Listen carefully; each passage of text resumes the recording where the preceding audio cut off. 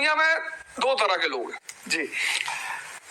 2% राजा है और 98% प्रजा है। आमतौर पर मैं क्लास में मजाक में उनको भिखमंगा भी बोलता हूँ। मैं कहता हूँ ये भिखमंगे, पर वो मैं ह्यूमर में कहता हूँ जी।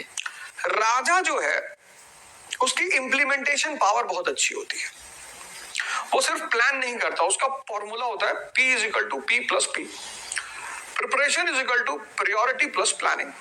तो राजा की पहली क्वालिटी ये होती है कि वो जिस चीज की भी प्रिपरेशन करता है पहले उसके प्रायोरिटी सेट करता है। जैसे अब लड़का आईएएस की तैयारी कर रहा है, उसी में उसने प्यार कर लिया। अब प्यार डिमांडिंग है, टाइम मांगेगा आपसे, बहुत सारी चीजें मांगेगा, आपकी भावनाएं मांगेगा, बहुत सारी चीजें वो आपसे मांगेगा।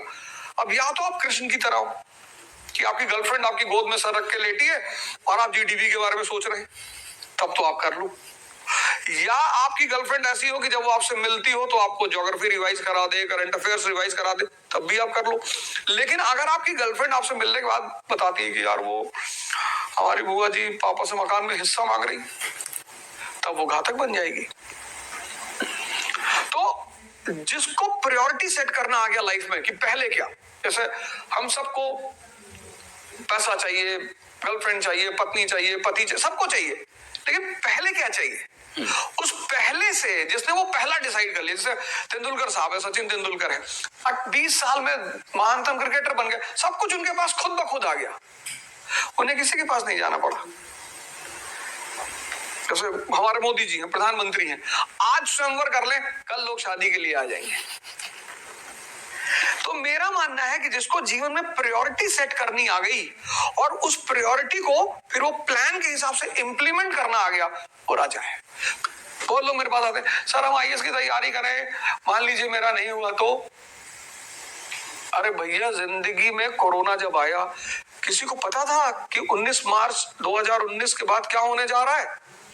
लेकिन जिंदगी एक गेम की तरह है। अगर हम किसी चीज को सिर्फ सोच लें कि यार हम शादी कर ले, बीवी भाग गई, तो ऐसे नहीं करना है। Every day the game is going on and every day you have to play as a player. तो मैंने उसको एक लाइन बना रखा है, 2% दुनिया में राजा है और वो रहेंगे, क्योंकि उनके नियम बिल्कुल अलग हैं। वो जातिवाद नहीं मानते हैं। उनका वो क्या मानते हैं? वो कहते हैं R=I। Relation depends upon interest. Russia का रूलर था जार निकोलस I।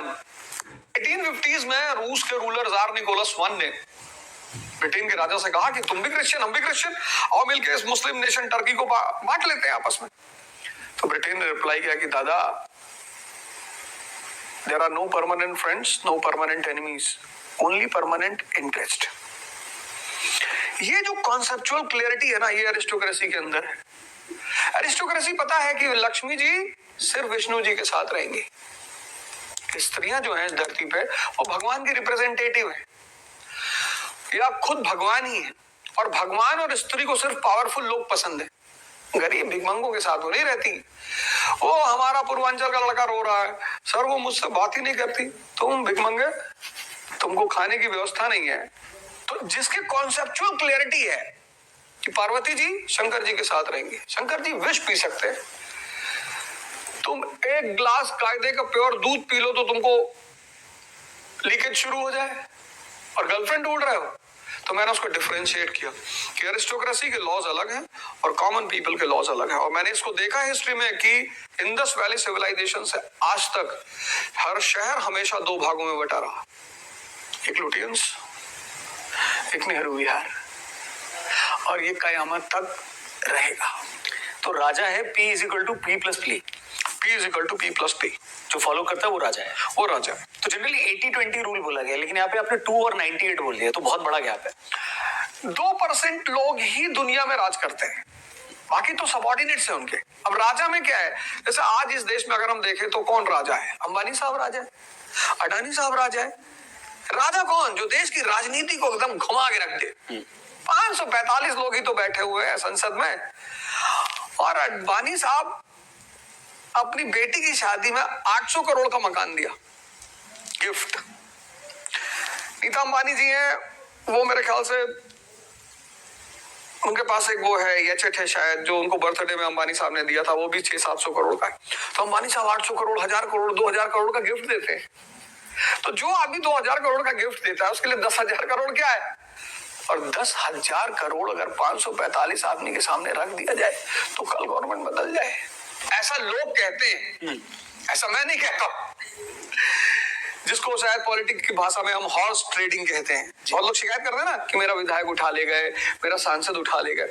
तो मेरे हिसाब से ये लोग राजा हैं जो देश की राजनीति को कभी भी बदल सकते हैं, देश की व्यवस्था को बदल सकते हैं, पॉलिसीज तुरंत चेंज करवा सकते हैं। बाकी जितने लोग कम से कम स्कोडा पे चल रहे हैं उनको मैं राजा मानता हूं। जितने लोग प्लेन की फ्लाइट्स में ये नहीं देखते कि टिकट सस्ता कब है, उनको मैं राजा मानता हूँ। प्लेन पे चलते तो बहुत लोग हैं, मैं भी चलता हूँ, लेकिन मैं भी ढूंढता हूँ कभी कभी कि यार देखो यार कोई सस्ती फ्लाइट अमेरिका की मिल जाती, यार 76,000 वाली मिल जाती, उसी से चले जाते।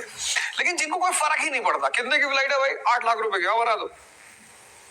जिनको जीवन में डिस्काउंट नहीं ढूंढना है। मैं धर्मेंद्र पाजी की मूवी देख रहा था। धर्मेंद्र पाजी है और उनका बेटे है बॉबी देओल। तो जॉनी लीवर साहब एक उस पे ज्वेलरी की दुकान पे तो शॉपकीपर बने हुए हो। तो वो धर्मेंद्र पाजी जाके उनसे कहते हैं कि मुझे एक अच्छा सा हार दिखाओ। तो कहते हैं दिखाऊंगा भी और डिस्काउंट भी दूंगा। तो धर्मेंद्र पाजी बड़ा प्यारा डायलॉग मारते हैं, कहते हैं डिस्काउंट मिडिल क्लास लोगों के लिए होता है। तो ये जो डिस्काउंट है जिसको मैं भी ढूंढता हूँ, वो लोग ठीक है थोड़ा सा पैसा रखे हैं, थोड़ा सा लॉरेल लगा लेते हैं, परफ्यूम लगा लेते हैं, पर वो राजा की श्रेणी में नहीं। पर ये एटीट्यूड रखना सही है क्या? क्या वो लाइफ में ग्रो करने में मदद करता है? क्योंकि अगर आपके पास आपकी कैपेसिटी नहीं है बिजनेस क्लास लेने की, या फिर है पर आपको पता है कि अगर मैं आज बिजनेस क्लास ले लूंगा तो आगे महीने का खर्चा नहीं चलेगा। बिल्कुल। और अंबानी जी के लिए भी, धीरू भाई के लिए भी कहा जाता था कि जब वो कमाते थे तो ताज में चाय पी लेते थे 25 रुपए की, शायद 50 रुपए कमाते थे। ऐसी कई सारी कहानियां हैं। तो ये एटीट्यूड रखना कितना लॉजिकल है और समझदारी का काम है, या फिर अपफ्रंट होके खेलने वाली बातें? नहीं, इसके पीछे भी एक लॉजिक है, बड़ा प्यारा सा है। जैसे मेरे पिताजी मुझसे कहते थे बेटा कभी ढाबे पे मत बैठना। तो मैं पूछता था क्यों? मेरे जो सबसे बड़े गुरु है मेरे जीवन को, मेरे पिताजी है। जो चीजें उन्होंने मुझे सिखाई वो आज इतनी काम आ रही है मुझे। तो मुझसे कहते थे बेटा कभी ढाबे पे मत बैठना। तो मैं पूछता था क्यों? बोलते ढाबे पे तुम्हें 20 रुपए की दाल मिल जाएगी, 15 रुपए की सब्जी मिल जाएगी और तुम जीवन से संतुष्ट हो जाओगे। और वहां ट्रक खड़े होंगे, ट्रक पे लिखेगा संतोष ही सबसे बड़ा धन है। वहां जो लोग बैठे होंगे वो आपस में डिस्कशन कर रहे होंगे कि देखो यार इनके घर में ऐसा है, वो बड़ी वाली बहू इनकी भाग गई है और इनका लड़का जो है बड़ा नशेड़ी है, नशा करता है। बोले कुछ मिलेगा नहीं। मैंने कहा फिर? बोले ताज में बैठना तुम, साल में एक दिन बैठना, लेकिन ताज में बैठना। तो बड़े बड़े एंटरप्रेन्योर्स, आर्टिस्ट, इंटेलेक्चुअल्स, वहां का जो ऑरा होगा, जो वाइब्रेशन होगी, वो वाइब्रेशन तुम्हें मोटिवेट करेगी आगे बढ़ने के लिए।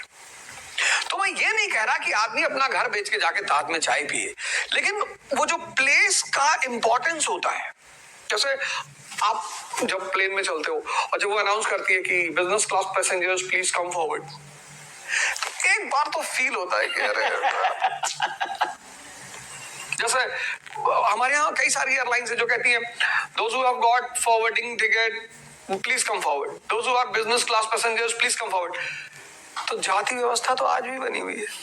फिर जब फ्लाइट शुरू हो जाती है तब वो कर्टन घेर देते हैं उठा। जो आदमी बिजनेस क्लास वो आगे वाले में टॉयलेट भी नहीं जाने देते, नहीं देते, लिखते रेयर टॉयलेट एट रेयर।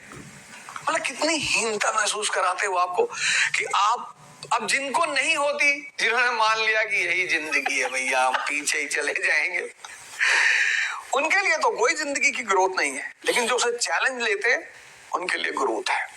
तो मैं युवाओं से स्पेशली ये बात कहता हूँ कि ठीक है आपकी परिस्थिति अभी नहीं है, आप जनरल में चलिए, ट्रेन में कोई बात नहीं है। आप बिजनेस क्लास में नहीं चल पा रहे हैं तो आप ठीक है इकोनॉमी क्लास में चलिए, लेकिन आपकी जो तमन्ना है वो हमेशा हाई लेवल की होनी चाहिए।